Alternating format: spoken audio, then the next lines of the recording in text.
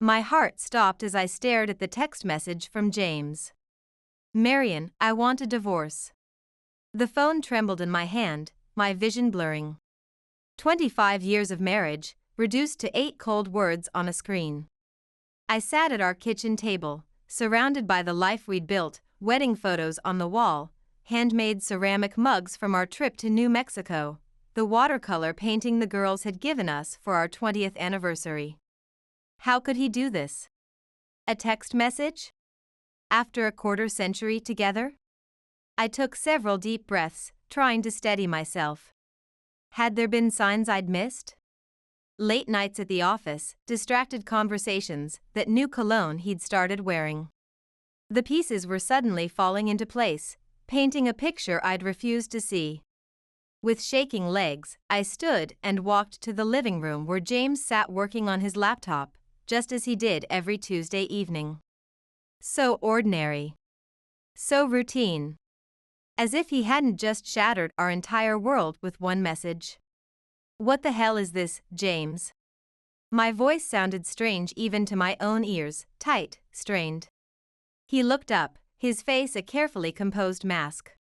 No surprise, no shame. Just emptiness where there should have been 25 years of love. It's exactly what it says, Marian.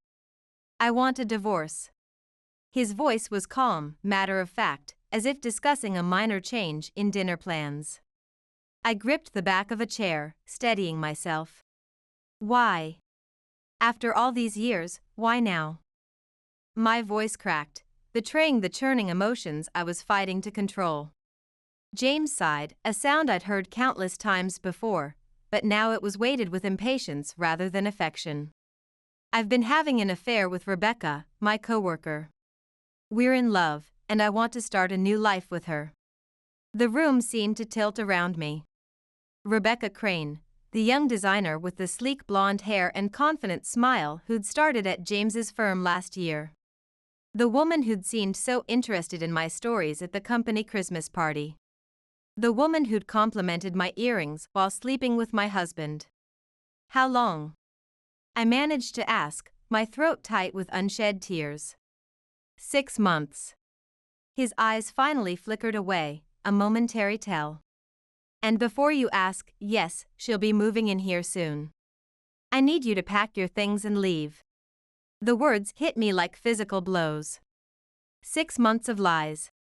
6 months of betrayal while I'd been cooking his meals, washing his clothes, supporting his career as I had for 25 years. A hot wave of rage washed through me, momentarily displacing the shock. This is my home too, James. You can't just kick me out. My voice rose, hands clenched at my sides. He stood up, using his height to tower over me, a power move he'd never pulled in all our years together. I can and I will. This is happening, Marian. The sooner you accept it, the better. Tears spilled down my cheeks as the full reality crashed over me. This man, this stranger wearing my husband's face, was nothing like the James the first thought I knew. The father of my daughters. The man I'd left teaching to support his career. The man I'd built a life with. What about Sarah and Kate? Have you thought about how this will affect them? My voice broke on our daughters' names. James's jaw clenched. They're adults now. They'll understand. I laughed, the sound harsh and bitter. Understand that their father is a cheater? That he's willing to throw away their family for some young fling? Enough, Marian. James slammed his fist on the table, making me flinch. I've made my decision. I want you out by the end of the week. I stared at him, this man I'd loved for half my life, my heart shattering into a million pieces. You'll regret this, James. I promise you that. I turned and walked out, closing the door behind me with quiet dignity, saving my sobs for when I was alone. In my car, I gripped the steering wheel, my wedding ring catching the fading afternoon light. 25 years. Gone in an instant. I drove aimlessly for hours, my mind racing with questions and fears. Where would I go? What would I tell Sarah and Kate? How could I face the humiliation of being cast aside for a younger woman at 54? How would I start over? The life I'd known, the life I'd chosen, was crumbling beneath me. As twilight settled over the city, I found myself parked outside Ellen's house, my oldest friend's porch light a beacon in my darkening world. She opened the door, her warm smile instantly fading as she took in my tear-stained face. "Marian? What happened?" Concern lined her features. I collapsed into her arms, the words pouring out between sobs. "James, he's leaving me for his coworker. He wants me out of the house." Ellen held me tight, her embrace solid and secure. "That bastard. I always had my doubts about him. Don't you worry, March. We'll get through this together. He's not going to get away with this." As I cried in my best friend's embrace, I knew she was right. I would fight for what was mine, not just the material things, but my dignity, my future. I would show James that I wasn't some weak, pathetic woman he could just toss aside after 25 years. He had no idea who he was messing with. This was just the beginning. At home, the confrontation with daughters, I walked into the house the next evening, dreading the conversation I was about to have with my daughters. Sarah and Kate were sitting at the kitchen table, their faces illuminated by the blue glow of their phones. They looked up as I entered, their expressions guarded, unreadable. "Girls, we need to talk," I said, my voice trembling slightly despite my best efforts to stay composed. Sarah raised an eyebrow, her law student's analytical gaze taking in my puffy eyes and tense posture. "Is this about Dad's new girlfriend?" I felt like I'd been punched in the gut. The air seemed to vanish from my lungs. You know about Rebecca?" Kate rolled her eyes, tossing her long hair over her shoulder with a gesture so reminiscent of her teenage years. "Of course we know, Mom. We're not stupid. Dad's been spending all his time with her for months." My hands gripped the back of a kitchen chair, knuckles whitening. "And you're okay with this?" I asked, incredulous, searching their faces for any sign of the children I'd raised. Sarah shrugged, her expression cool and distant. "Why wouldn't we be? Dad's happy. Rebecca's actually really nice and honestly, Mom, it's not like you've been around much anyway." Her words stung like alcohol on an open wound. "What's that supposed to mean?" I asked, fighting to keep my voice steady. "You're always busy with something," Kate chimed in, her artistic temperament making her words more cutting than her sister's analytical tone. "You're never really here for us. Dad's the one who's been there, taking us to school events, helping with projects. You're too busy with your precious clients." I couldn't believe what I was hearing, my own daughters turning against me. The betrayal cut deeper than James's infidelity. "I worked hard to provide for this family," I said, my voice rising with emotion. "Everything I did was for you girls." Sarah scoffed, the sound so cold coming from the little girl who once brought me dandelion bouquets. "Yeah, right. You just can't stand the thought of Dad being happy with someone else. You're selfish, Mom. You always have been." Tears pricked at my eyes. "How can you say that? I love you both more than anything in this world." My voice broke on the last word. "If you really loved us, you'd want us to be happy," Kate said coolly, her artistic sensitivity nowhere to be seen.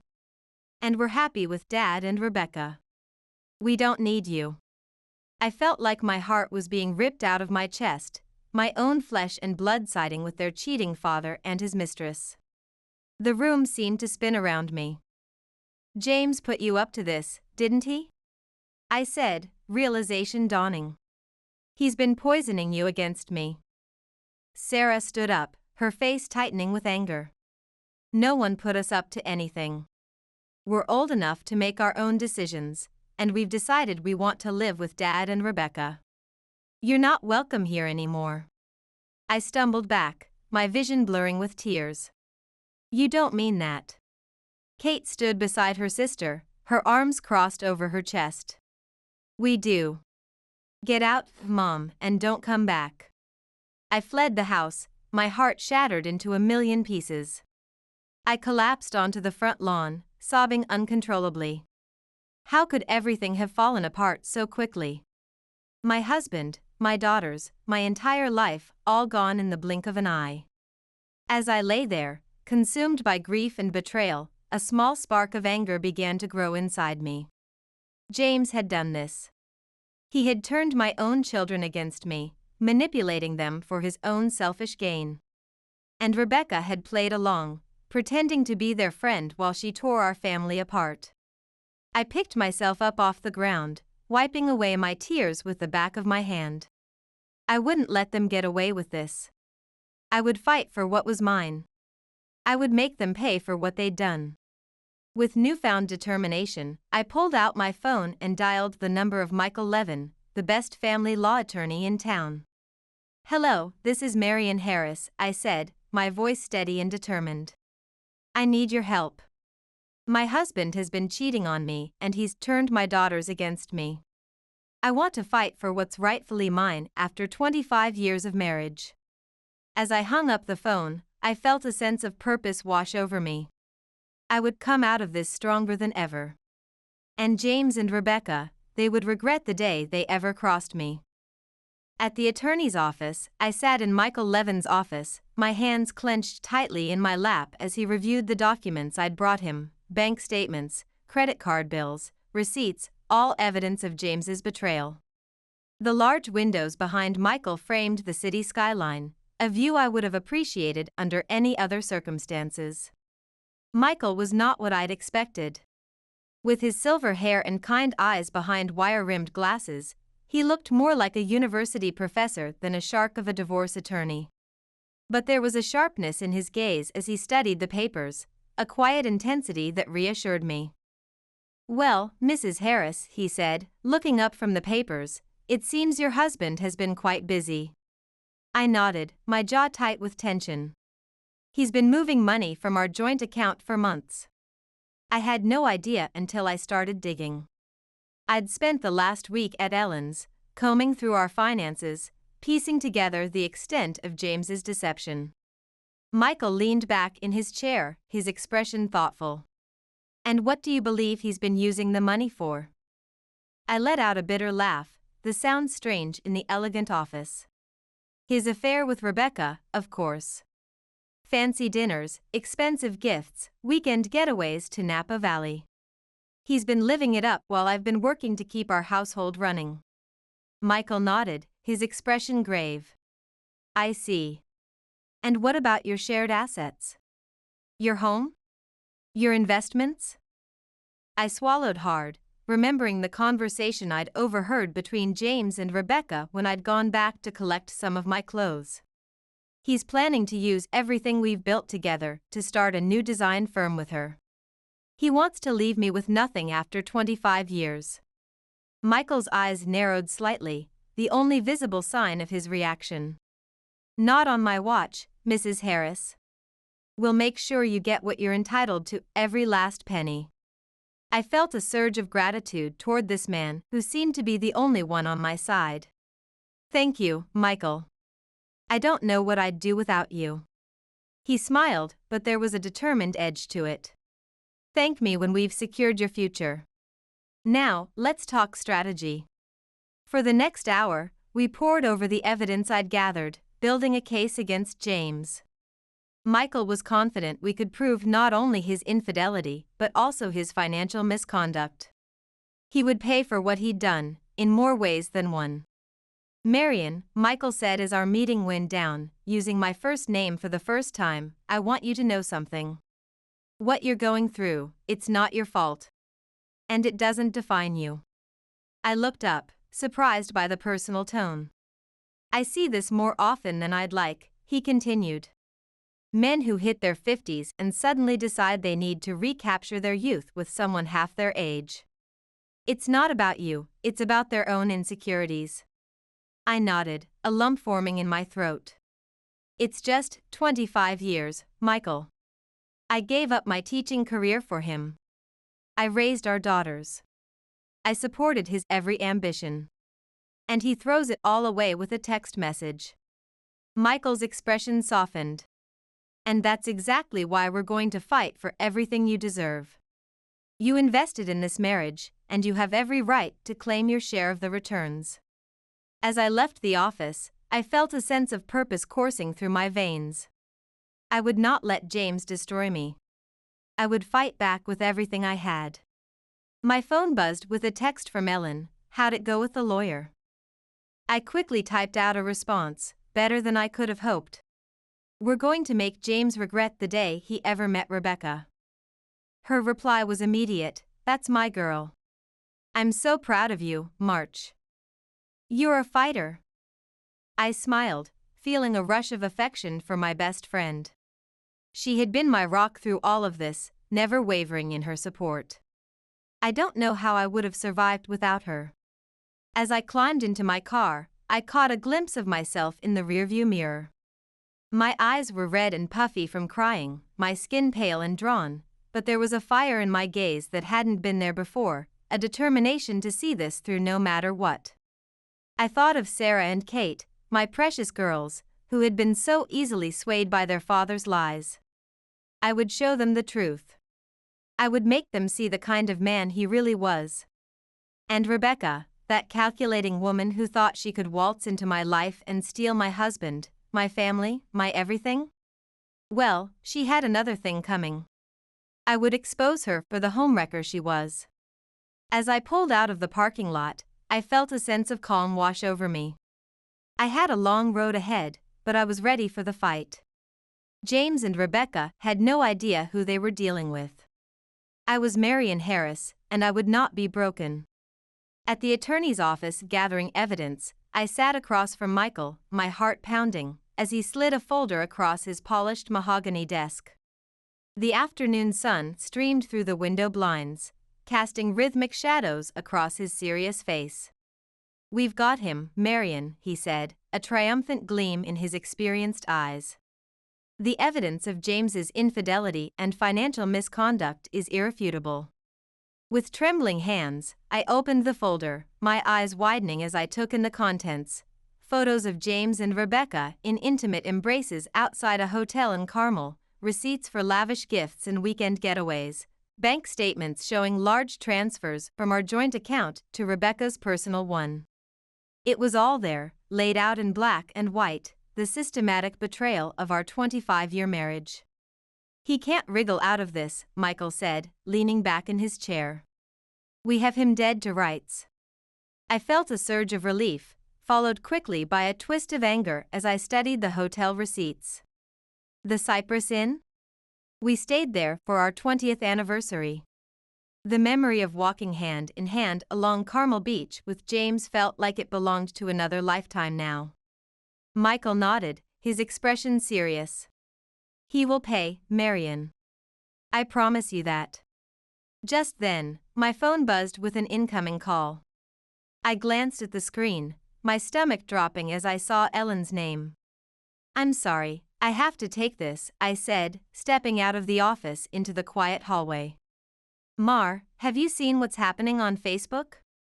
Ellen's voice was tight with anger. What now? I asked, my heart sinking.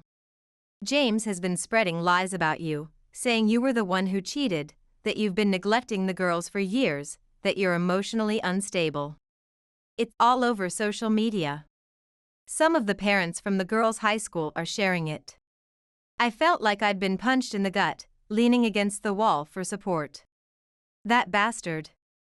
I whispered, my voice shaking. He's trying to turn everyone against me. Don't worry, Mar, Ellen said fiercely. I've been setting the record straight, commenting with what a lying, cheating scumbag he is. I've got screenshots of Rebecca's Instagram posts from the hotel in Carmel when she was supposedly at a design conference, the same weekend James told you he was meeting clients in Sacramento. I couldn't help but smile at the thought of Ellen fighting for me. You're the best friend a woman could ask for, you know that? Damn right I am, she said, and I could hear the grin in her voice. Now tell me what your lawyer said. I filled her in on the evidence Michael had uncovered, my anger growing with every word. The receipts, Ellen. For jewelry, for weekends away, all on our joint credit card. The card I pay the bills for every month. He's not going to get away with this, March. I won't let him, Ellen's voice was firm, grounding me. Neither will I said, straightening my shoulders. I'm done being the quiet, supportive wife who puts everyone else first. I hung up and marched back into Michael's office, my head held high. Let's do this, I said, my voice steady. I'm ready to file for divorce.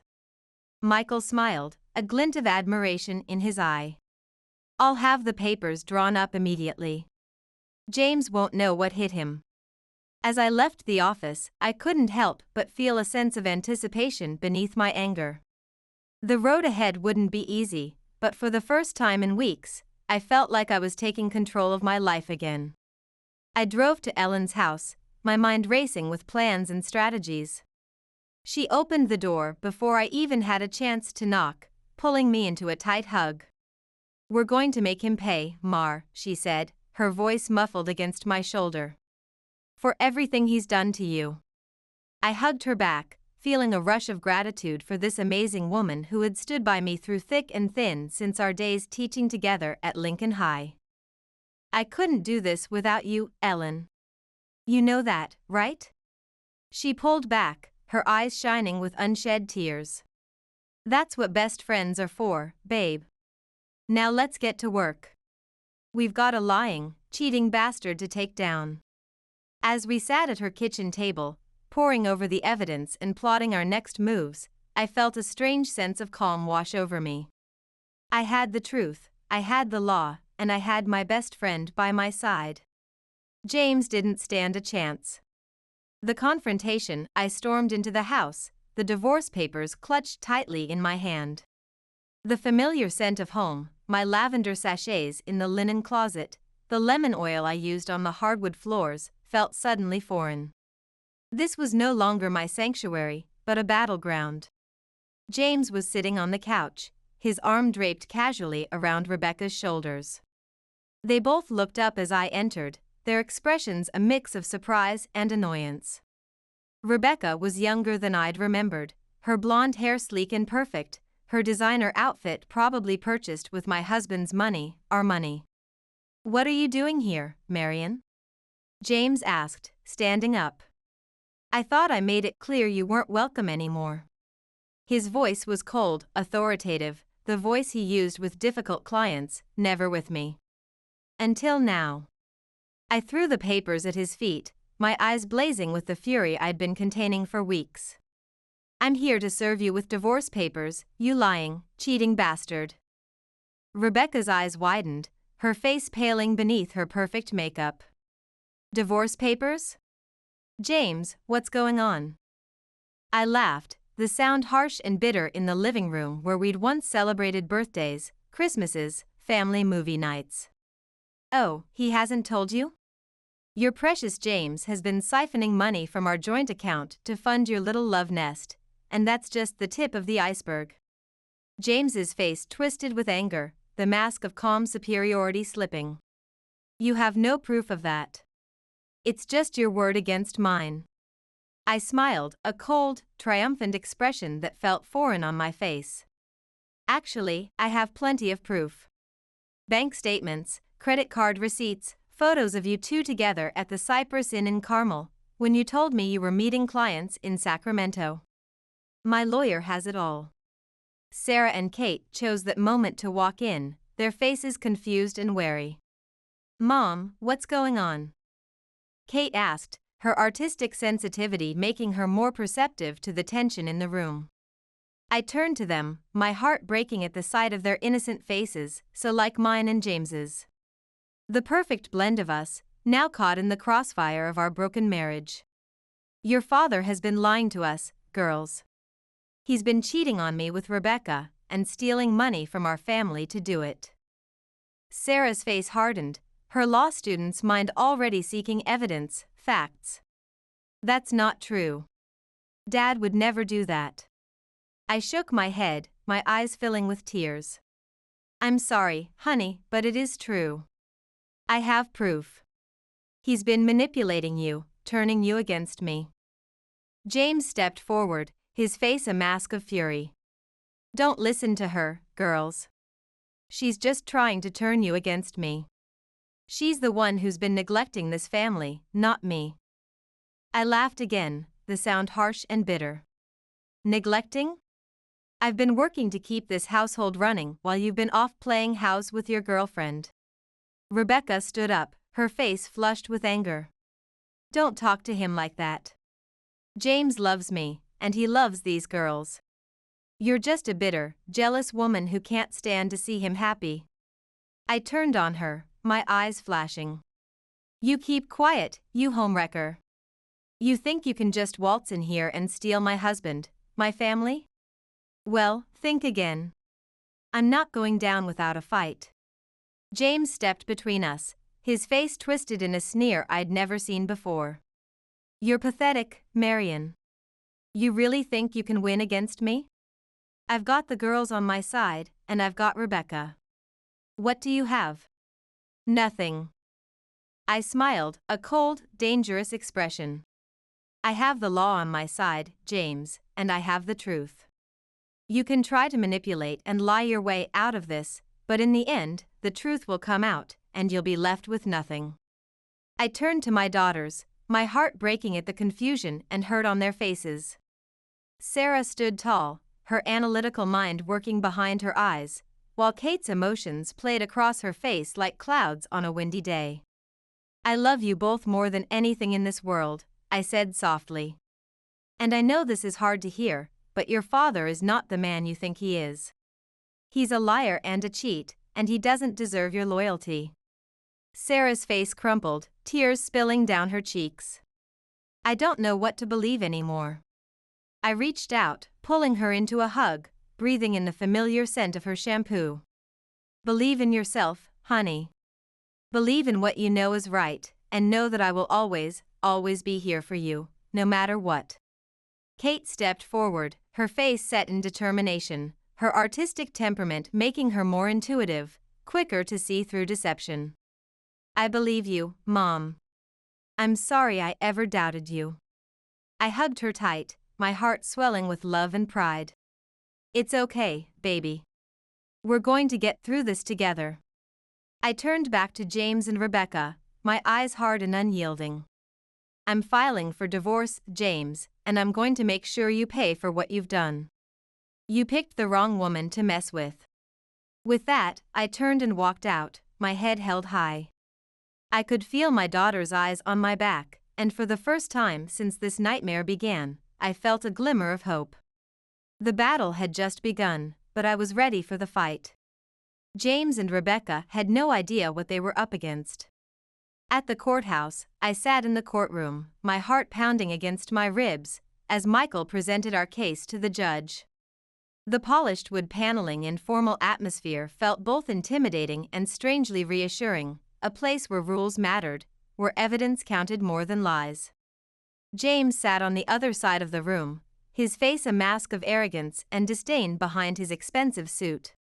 Rebecca was nowhere to be seen. Your Honor, Michael said, his voice ringing with conviction, we have irrefutable evidence that Mr. Harris has engaged in extramarital affairs and has misused marital assets to fund his infidelity. We also have proof that he has attempted to manipulate his children and turn them against their mother. The judge, a stern-looking woman in her late 50s with silver-streaked hair pulled back in a tight bun, nodded gravely. I have reviewed the evidence, Mr. Levin, and I must say it is quite compelling. James's lawyer, a slick-looking man in a suit that probably cost more than my car, stood up. Your Honor, this so-called evidence is nothing more than hearsay and speculation. My client is a devoted husband and father who has been unfairly maligned by his vindictive ex-wife. I felt a surge of anger at his words. How dare he try to paint me as the villain in this story? After 25 years of supporting James, raising our children, putting my career on hold for his, how dare he? But Michael was ready for him. With all due respect, Your Honor, the evidence speaks for itself. We have bank statements, credit card receipts, and photographic proof of Mr. Harris's infidelity and financial misconduct. We have evidence of large sums being transferred from the couple's joint account, which Mrs. Harris primarily managed, to accounts used for expenses related to Mr. Harris's affair. This is not hearsay or speculation. It is fact. The judge nodded, her eyes narrowing as she turned to James. Mr. Harris, do you have anything to say in your defense? James stood up, straightening his designer tie, his face a mask of righteous indignation. Your Honor, I have been nothing but a loving and devoted husband and father. My wife's accusations are baseless and cruel.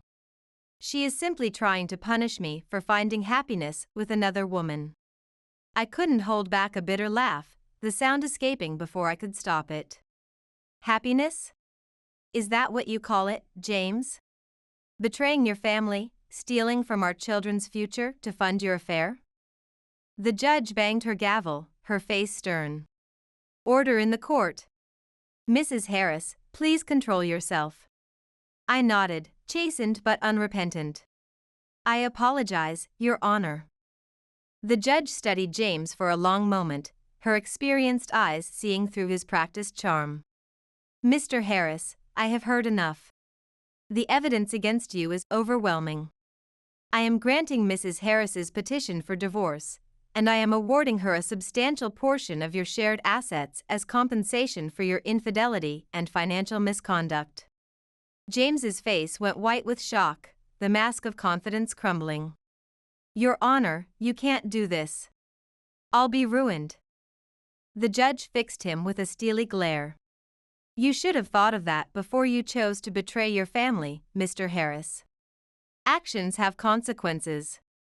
I felt a rush of vindication as the judge announced her ruling. Finally, after months of pain and betrayal, I had one. James would pay for what he had done, not just to me, but to our daughters, to the family we had built over 25 years of marriage. As we left the courtroom, Michael pulled me aside, a small smile on his face. Congratulations, Marion. You did it. You stood up for yourself and your children, and you won. I hugged him, tears of relief and gratitude streaming down my face. I couldn't have done it without you, Michael. Thank you from the bottom of my heart. As I stepped out into the bright sunlight, I felt a sense of freedom wash over me. The nightmare was finally over. I was free from James's lies and manipulation, free to start a new life on my own terms. And then I saw her, Rebecca, standing on the courthouse steps, her face a mask of shock and disbelief. James, she called out, her voice trembling. What happened? What's going on? I watched as James walked past her, his head bowed in defeat. It's over, Rebecca. We're done. I've lost everything. Rebecca's face crumpled, tears spilling down her perfect cheeks. But what about us? What about our future together? The design firm we planned? James shook his head, his voice bitter. There is no future, Rebecca. I'm broke, and I'm alone. You'd better find someone else to leech off of. I watched as Rebecca collapsed to the ground, sobbing hysterically. A part of me felt a twisted sense of satisfaction at seeing her suffer. She had played a part in destroying my family, and now she was getting what she deserved. But mostly I just felt tired of the lies, the betrayal, the endless fighting. I was ready to move on, to build a new life for myself and repair my relationship with my daughters. I walked away from the courthouse, my head held high. The battle was over, and I had emerged victorious. James and Rebecca had destroyed themselves with their own greed and selfishness, and I was free to start over, free to find my own happiness. And I knew, with a sudden, unshakable certainty, that I would.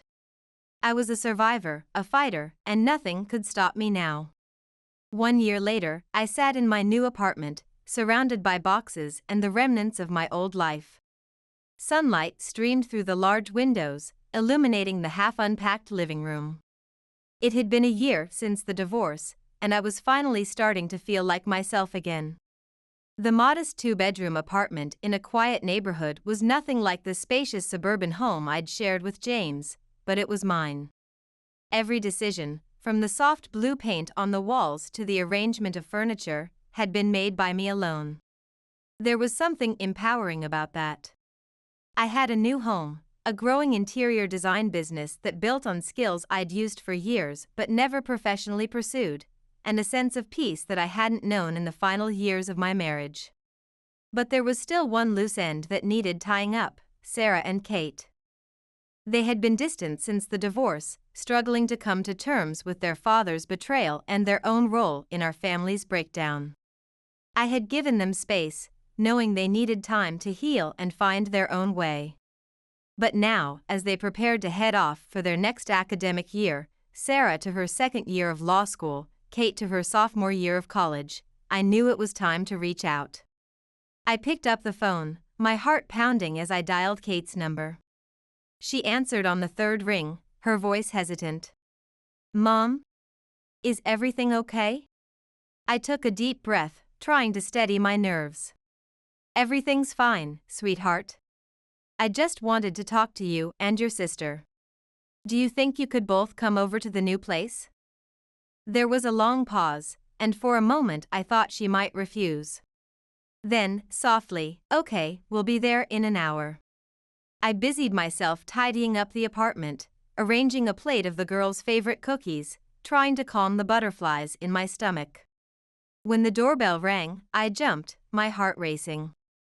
I opened the door to find Sarah and Kate standing there, their faces wary and unsure.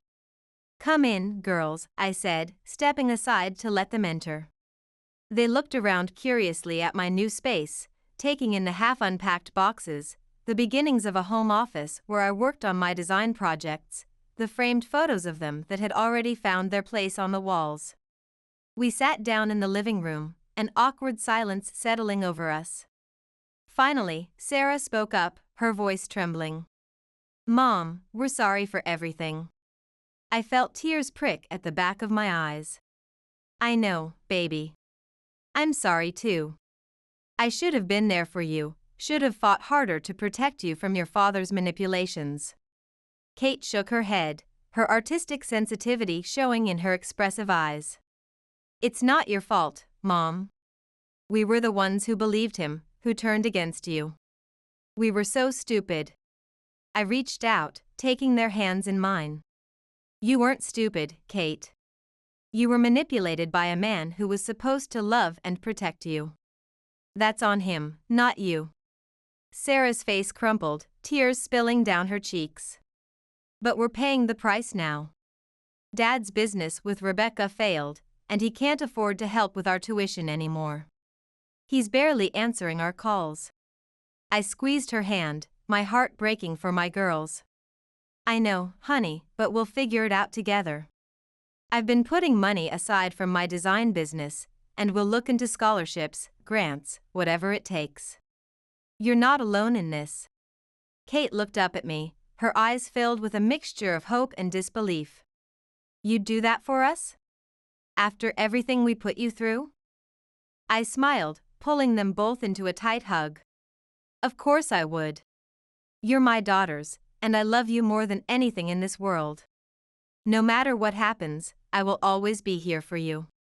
We sat there for a long time, holding each other and crying, letting the pain and hurt of the past year wash over us. And as we talked and planned and dreamed about the future, I felt a sense of peace settle over me. We had a long road ahead, but we would walk it together, my girls and I, united again. As they prepared to leave that night, Sarah turned to me, her face serious beyond her years. "Mom, I know we can't change the past, but we want to make things right. We want to be part of your life again, if you'll have us." I smiled, pulling her into one last hug. "Of course I'll have you, sweetheart. You're my family, and nothing will ever change that." As I watched them drive away, I felt a sense of hope and possibility that I hadn't known in years. James and Rebecca had tried to destroy me, but they had failed. I was stronger than they ever could have imagined, and I had the love and support of my daughters to prove it. I was Marian Harris, and I was unstoppable. 5 years later, I stood in the lobby of my new office building, a sense of pride and accomplishment washing over me. The space was everything I'd dreamed of: open, airy, with floor-to-ceiling windows that flooded the reception area with natural light. My interior design business had grown from a one-woman operation run from my apartment to a thriving firm with 5 employees and a portfolio of prestigious clients. It had been 5 years since the divorce, and in that time, I had built something I never would have imagined possible in my days as James's supportive wife. My daughters, now grown and successful in their own right, stood beside me, their faces beaming with pride. "Mom, this is amazing," Kate said, her voice filled with awe. "You've come so far." I smiled, squeezing her hand. At 24, she'd grown into a confident young woman, her artistic talents now channeled into a promising career in graphic design. "We've all come so far, honey. I couldn't have done it without you and your sister." Sarah nodded, her eyes misty behind her professional demeanor. At 27, she was already making a name for herself at a respected law firm. "We're so proud of you, Mom. You're an inspiration to us both." As we walked through the sleek, modern space that would be the new headquarters of Marian Harris Designs, I couldn't help but reflect on the journey that had brought me here, the pain, the betrayal, the endless nights of tears and doubt. But through it all, I had emerged stronger, more resilient, more determined than ever to build a life of my own. And I had succeeded beyond my wildest dreams. As we celebrated the grand opening of my new office, surrounded by friends, colleagues, and clients, I felt a tap on my shoulder. I turned to find Ellen, my best friend and constant support, standing there with a knowing smile on her face. "Congratulations, Mar," she said, pulling me into a tight hug. "You did it. You showed them all." I hugged her back, tears pricking at the corners of my eyes. "I couldn't have done it without you, Ellen. You've been my rock through all of this." She pulled back, her face serious. "I have some news, Marian, about James." I felt a flicker of apprehension, but pushed it aside. James was a part of my past, a distant memory that no longer held any power over me. "What about him?" Ellen took a deep breath. "He's broke, March. His business with Rebecca failed completely, and he's been struggling to make ends meet. I heard he's even had to move back in with his brother." I felt a twinge of satisfaction at the news, but it was fleeting. I had moved on, built a new life for myself. James's fate was no longer my concern. "I'm sorry to hear that," I said, my voice even. "But it's not my problem anymore. He made his choices, and now he has to live with the consequences." Ellen nodded, a proud smile on her face. "You're right, March. You've moved on, and you've built something amazing. Don't let him drag you back down." As the celebration continued around us, I felt a sense of peace wash over me. I had faced my demons, confronted my past, and emerged victorious. I was no longer the broken, shattered woman I had once been, but a strong, confident, successful entrepreneur. And I had my daughters back. That was the greatest victory of all. As the evening wore on, Sarah and Kate pulled me aside, their faces serious. "Mom, we want to apologize again," Sarah said, her voice trembling slightly. "For everything we put you through, for not believing in you when you needed us most." I shook my head, pulling them both into a tight hug. "You have nothing to apologize for, my loves. We all made mistakes, but we've learned and grown from them. And look at us now, we're a family again, stronger than ever."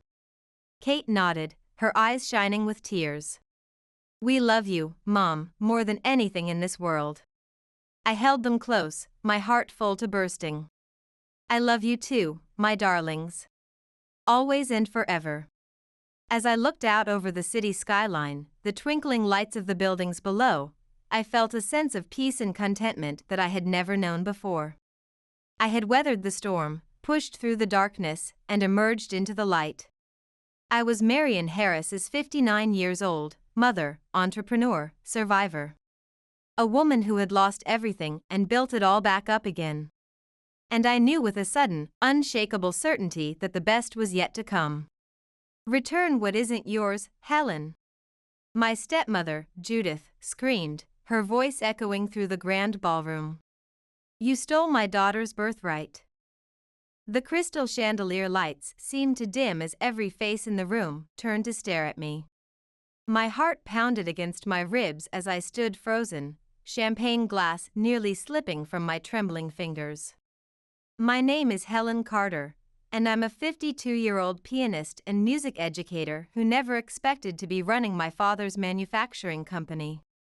Just 1 hour earlier, I had walked into the Westbrook Hotel ballroom for my father's memorial service, genuinely hoping to honor his memory and perhaps mend some fences with Judith. It had been a year since my father's passing, and the tension between us had been suffocating. When her invitation arrived last week for this memorial gathering, I thought perhaps she was finally ready to move forward with grace. I couldn't have been more wrong. This wasn't a peace offering, it was an ambush. That company belonged in Pamela's hands, Judith continued, stalking toward me as whispers rippled through the crowd. Her perfectly coiffed silver hair and expensive black dress contrasted sharply with the venom in her voice. Your father built that business for his children, and you manipulated him when he was sick. I scanned the room desperately, looking for a friendly face among the sea of Houston's business elite. These were people I'd been working with for months, clients, suppliers, community leaders who had seemed to respect me. Now, they stared with a mixture of shock and growing disapproval. That's not what happened, I said, but my voice sounded small, even to my own ears. The confidence I'd built over the past year as CEO seemed to evaporate in an instant. Dad's will was clear. He wanted his daughter to run the company. Not his piano-playing charity case who barely visited him. Judith cut me off. The tears welled up in my eyes as her words hit their mark. I had adjusted my performance schedule for years to accommodate my father's business needs, and yes, I hadn't been home as much as I should have during some periods. The guilt was something I lived with daily, but hearing it thrown at me publicly was devastating, especially here, at an event meant to honor his memory. Behind Judith stood my stepsister, Pamela, a smug smile playing at her lips.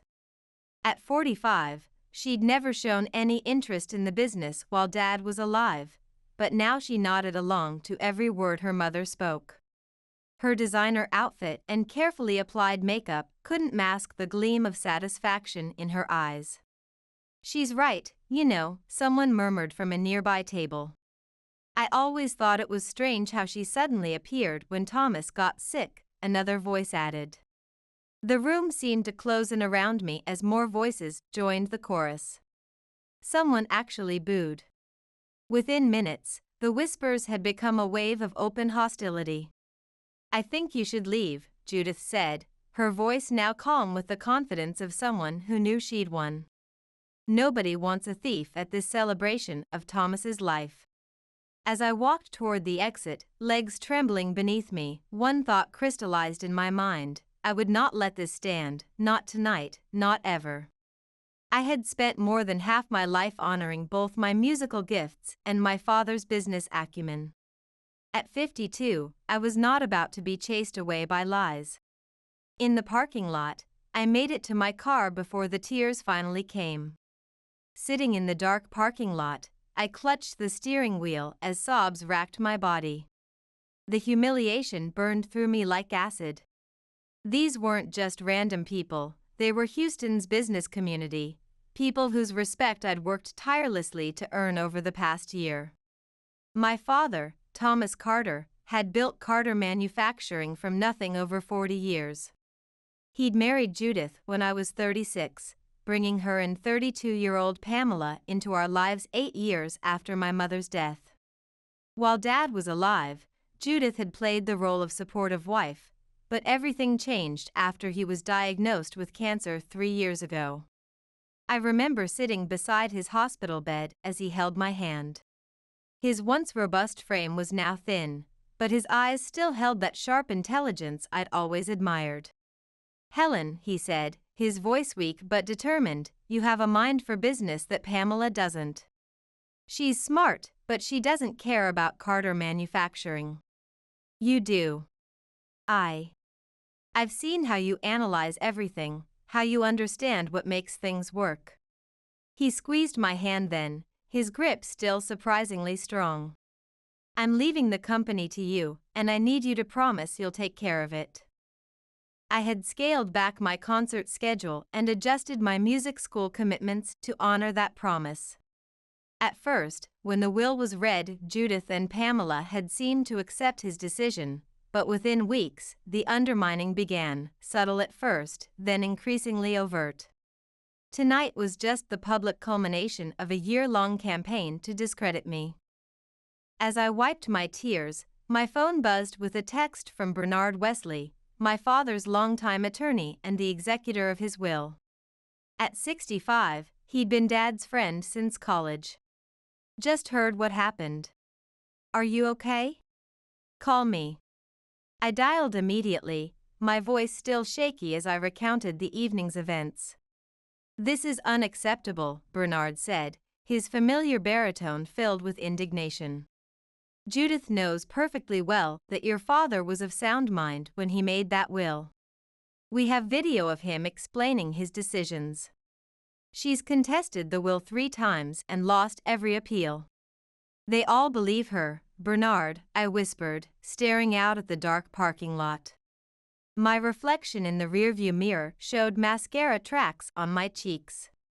"Everyone in that room thinks I'm some manipulative thief."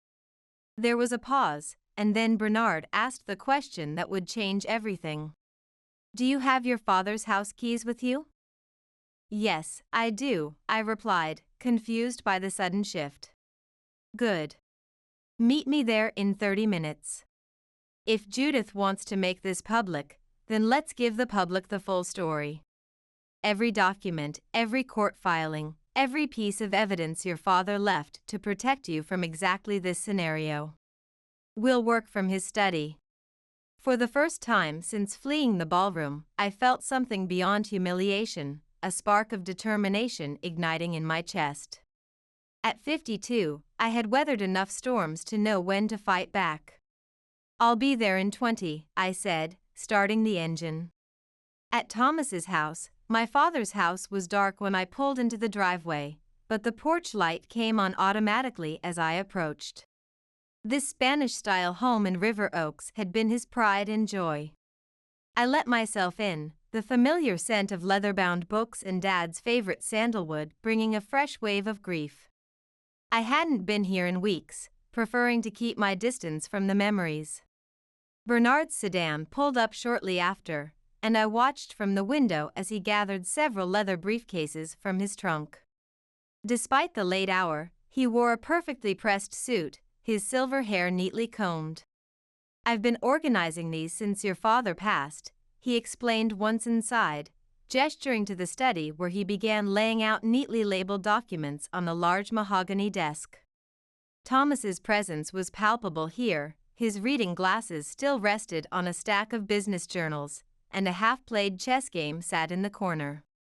Thomas knew Judith might try something like this. He was strategic that way, always thinking several moves ahead. As Bernard pulled files, I paced the study, running my fingers along the spines of my father's books. My anger gradually replaced my earlier shame.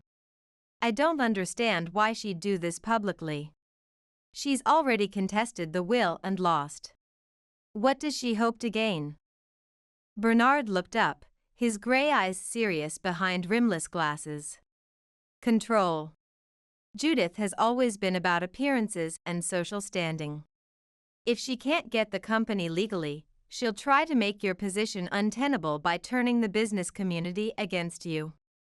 She's succeeding, I muttered, remembering the hostile stares. Not for long, Bernard replied, sorting documents into new piles. Your father documented everything. The multiple times Pamela stated she had no interest in the business, the management courses he encouraged you to take while you were running your music school, the weekend strategy sessions you two had. He handed me a USB drive. This contains video testimony from your father explaining his decision. He recorded it 3 months before he passed, specifically to prevent Judith from challenging his competency. I clutched the drive, remembering that day. Dad had been so weak, but his mind remained razor-sharp.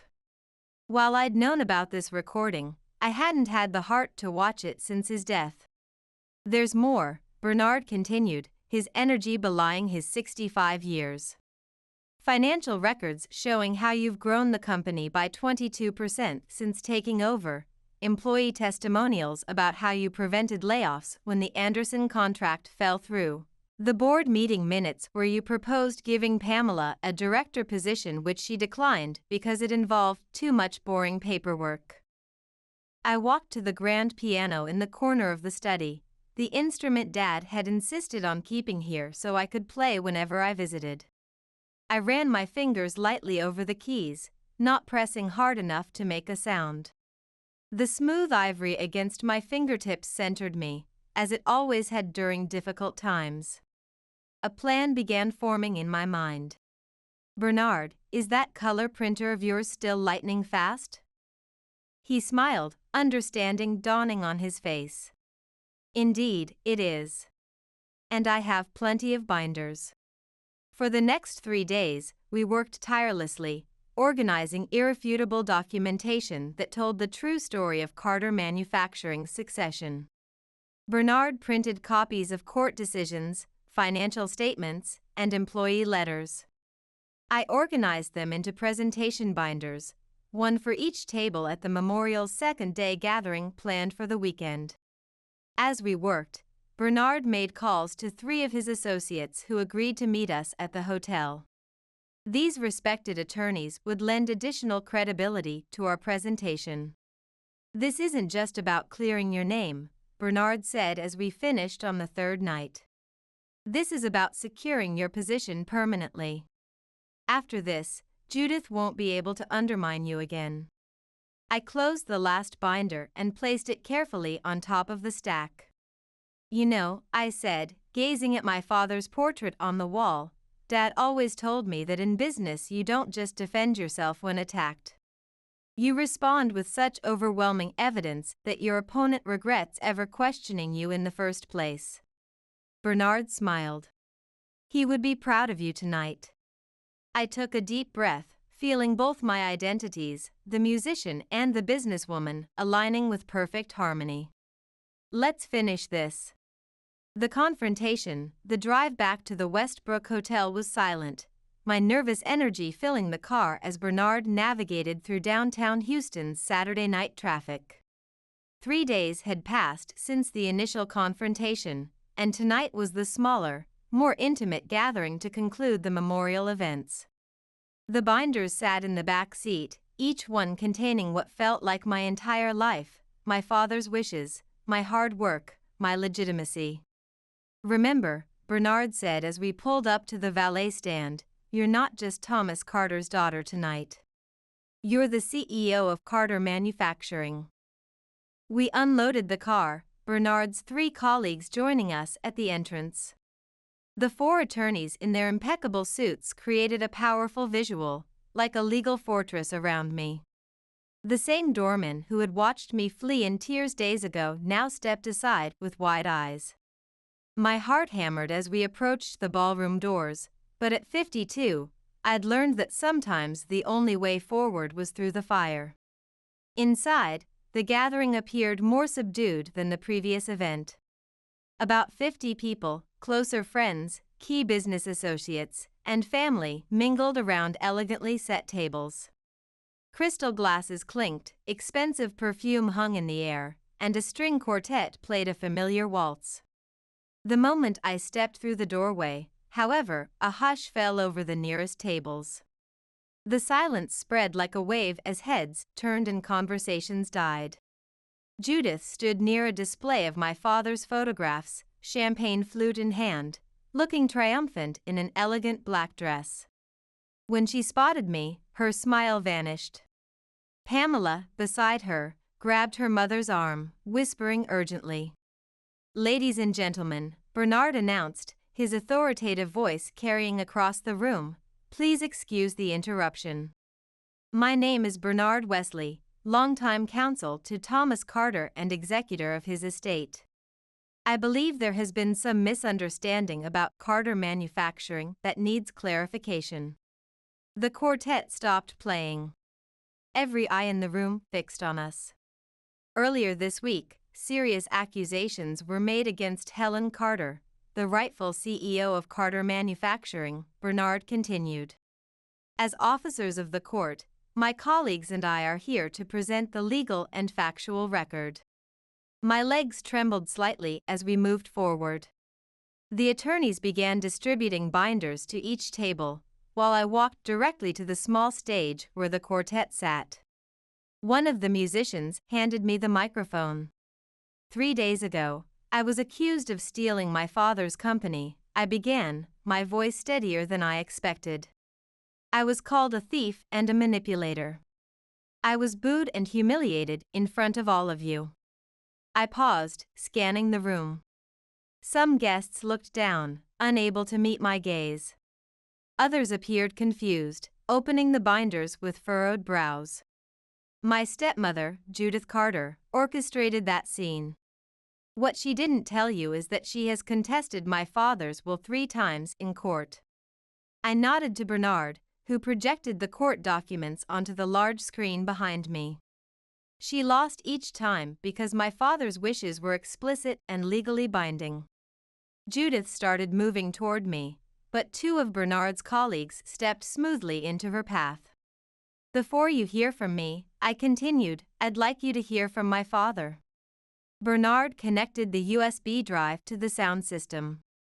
The screen flickered, and then my father appeared, gaunt but clear-eyed, sitting in his study at home. The room fell into complete silence as my father's image appeared on screen. Despite his illness, he sat straight in his leather chair, his once robust frame now thin, but his eyes still sharp with intelligence. Several people gasped. Some hadn't seen how ravaged he'd become in his final months. "My name is Thomas Carter," he began, his voice raspy but firm. "I'm recording this statement on March 15th of last year, in the presence of my attorney, Bernard Wesley, and Dr. Catherine Wilson, who has certified my mental competence." The camera panned briefly to show both professionals before returning to my father. "I am the founder and CEO of Carter Manufacturing. After considerable thought and planning, I have decided to leave controlling interest in my company to my daughter, Helen Carter." Dad shifted slightly, wincing with discomfort before continuing, "I want to address why I've made this decision, as I anticipate it may cause conflict after I'm gone." His gaze seemed to look directly at Judith, even though he couldn't have known she would be watching this recording at his memorial gathering a year later. Helen has demonstrated both the acumen and passion needed to lead Carter Manufacturing. Despite her career as a pianist and music educator, she has spent countless hours learning the business, analyzing our operations, and understanding our industry. She has completed business courses at my suggestion and has shown remarkable aptitude for strategic planning. The video cut to clips of me at the factory with Dad, reviewing blueprints, meeting with clients, moments I hadn't even realized were being recorded. My stepdaughter, Pamela, has been offered various opportunities to involve herself in the company over the years but has consistently declined. When directly asked, she has stated, and I quote, "I have no interest in spending my life making boring industrial parts." The video then showed Pamela at a family dinner rolling her eyes and saying those exact words, followed by her declining a management training position during a recorded meeting in Dad's office. "I love both my daughters," Dad continued, "but a business must be led by someone who loves it. Helen has that love. I am of sound mind and body in making this decision." Dr. Wilson appeared on screen, confirming Dad's mental competence, with her credentials displayed below her name. The video ended with my father looking directly at the camera. I trust Helen to protect my legacy and the livelihoods of everyone at Carter Manufacturing. As the screen went dark, I looked around the room. Many guests were now paging through the binders, expressions of shock and dismay replacing their earlier judgment. Since taking over, I said into the microphone, my confidence growing with each word, Carter Manufacturing has increased revenue by 22%. We've expanded into 2 new markets, added 17 jobs, and avoided any layoffs despite losing the Anderson contract. I nodded toward Bernard, who displayed the financial charts on screen. On page 12 of your binders, you'll find letters from our employees, many of whom have worked for my father for decades, expressing their support for my leadership. I took a deep breath before continuing. Page 15 contains the formal job offer extended to Pamela 3 months ago, a director position with significant authority but less day-to-day operational responsibility. She declined via email, stating she had better things to do than waste time in a factory. I could see Pamela's face reddening as several guests turned to look at her. The final section, I said, my voice growing stronger, contains the court decisions rejecting Judith's challenges to my father's will. 3 different judges found no evidence of manipulation or undue influence. The medical reports confirmed Dad was fully competent when making his decision. I stepped forward, placing the microphone down for a moment as I looked directly at Judith, who stood frozen near the photo display. You asked me to return what isn't mine, I said, loud enough for everyone to hear, but as these documents prove beyond any doubt, Carter Manufacturing is exactly where my father wanted it to be, in my hands. I picked up the microphone again, turning back to address the entire room. I understand many of you were misled earlier this week. You heard one side of a complicated story and reacted based on incomplete information. I paused, letting my gaze sweep across the ballroom. I don't blame you for that. What I do ask is that you take the time to review the evidence in front of you before making further judgments. The atmosphere in the room had transformed. The hostility was gone, replaced by discomfort and embarrassment. Gregory Thompson, the CEO of our largest client and an old friend of my father's, stood up from his table. Helen, I owe you an apology, he said, his voice carrying across the room. I should have known better than to accept such serious accusations without question. Thomas always spoke so highly of your business instincts. His public acknowledgement seemed to break a dam. Other guests began flipping more intently through the binders, murmuring among themselves. Someone at a back table started slowly applauding, and others gradually joined in. Judith finally broke through the attorney's blockade, storming toward me with Pamela trailing behind her. How dare you, she hissed, her voice low but venomous. This is Thomas's memorial gathering, and you've turned it into a corporate presentation. This is exactly why Thomas should never have left you the company. You have no class, no sense of propriety. I smiled calmly, knowing every eye in the room was on us. Interesting perspective, Judith, considering you used my father's memorial service to publicly accuse me of theft and have me thrown out. You manipulated him when he was dying, Pamela interjected, her voice shaking with anger. Her perfectly highlighted hair swung as she jabbed a finger toward me. You were barely even around. Bernard stepped forward, tablet in hand. Actually, the visitor logs from the hospital and hospice facility show that Helen visited your father 83 times during his final 6 months. Based on these same records, Pamela, you visited 12 times. Mrs. Carter, you visited 37 times. Pamela's mouth opened and closed, but no words came out. The company was supposed to secure our future, Judith finally said, dropping all pretense. Thomas promised me we would always be taken care of. And you are, I replied firmly. Dad's will provided generously for both of you. The trusts he established ensure you'll never have financial concerns. I lowered my voice so only they could hear. What he didn't do was give you control of his life's work, because he knew what would happen to it if he did. Judith's face contorted with rage. For a moment, I thought she might strike me. Instead, she grabbed Pamela's arm and began pulling her toward the exit. This isn't over, she threw over her shoulder. Actually, it is, Bernard called after her. Any further legal challenges will be considered vexatious litigation, and we will seek sanctions. As they disappeared through the doors, the tension in the room visibly deflated. Guests began approaching me, offering apologies and congratulations on the company's success. Some admitted they had always found Judith's version suspicious but hadn't felt comfortable speaking up. Edward Winters, the former CFO who had worked with my father for 20 years before retiring, made his way to my side. Thomas was right about you, he said, squeezing my hand. You've got his backbone. He used to say you had your mother's talent but his head for business. Tears pricked at my eyes, but they weren't tears of humiliation this time.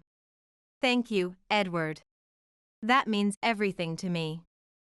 I walked to the piano that had been set up for the memorial service.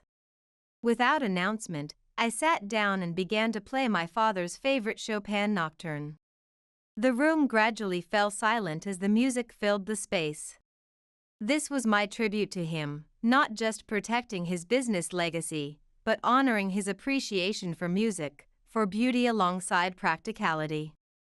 As I played, I felt his presence more strongly than at any time since his death. As the evening continued, I found myself surrounded by support instead of scorn. Bernard stood nearby, satisfaction evident in his smile. The attorneys began collecting the binders. They had served their purpose. What now? Bernard asked as the party gradually returned to normal. I looked around at the room full of Houston's business elite, many of whom would be crucial to Carter Manufacturing's future success. Now, I said, straightening my shoulders, I network. After all, I'm not just Thomas Carter's daughter tonight. I'm the CEO of Carter Manufacturing. Epilogue 6 months later. 6 months have passed since that pivotal night at my father's memorial gathering. That evening marked a turning point, not just in how the business community viewed me, but in how I viewed myself. Walking back into that ballroom with evidence and truth had transformed me in ways I'm still discovering. At 52, I was no stranger to challenges, but this victory had a special sweetness to it. Carter Manufacturing has flourished beyond even my most optimistic projections. After the memorial confrontation, several guests approached me with new business opportunities. Gregory Thompson's company doubled their order, and 3 former clients who had been wavering returned with long-term contracts. Our workforce has grown by 32 employees, and we've expanded to a second facility in Austin. The aftermath for Judith and Pamela wasn't what anyone expected. 2 weeks after the memorial, Pamela showed up at my office unannounced. She sat across from me, nervously twisting her designer bracelet. I need a job, she said bluntly. The confidence she displayed at the memorial was nowhere to be seen. Mom's gone through most of her personal savings on those legal challenges, and my trust from Dad doesn't fully mature for another 3 years. I studied my stepsister's face, searching for deception but finding only desperation. Why come to me, especially after everything that happened? Because, she admitted reluctantly, you're the only one who's actually succeeding. Everyone else in Mom's social circle is just pretending.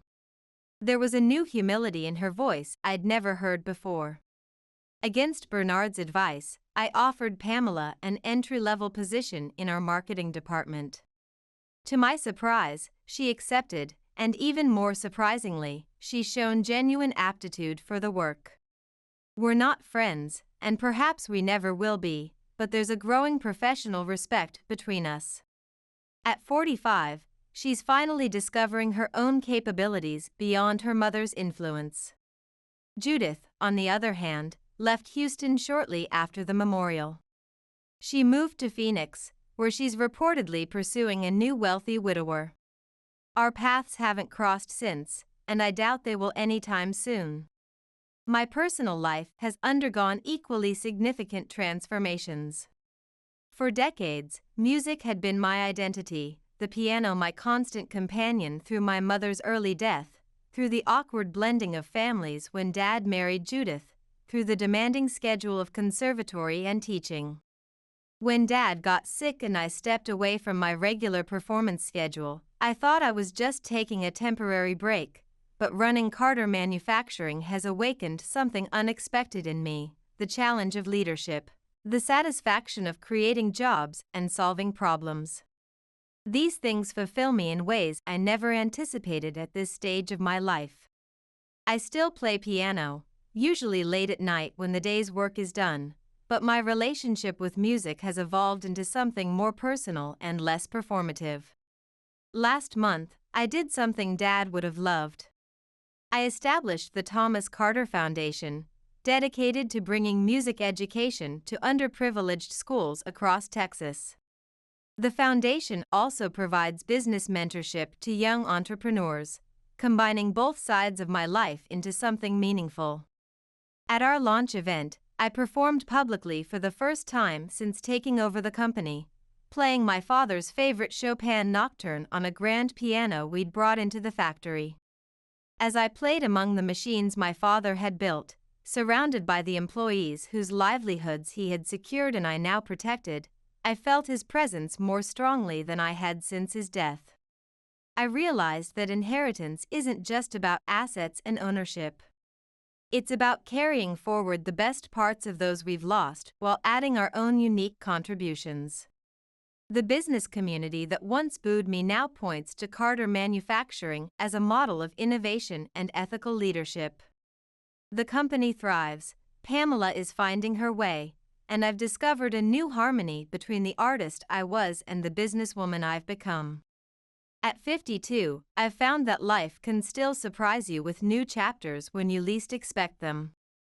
Dad was right all along. Some legacies aren't stolen, they're earned through hard work, resilience, and the courage to stand up for the truth.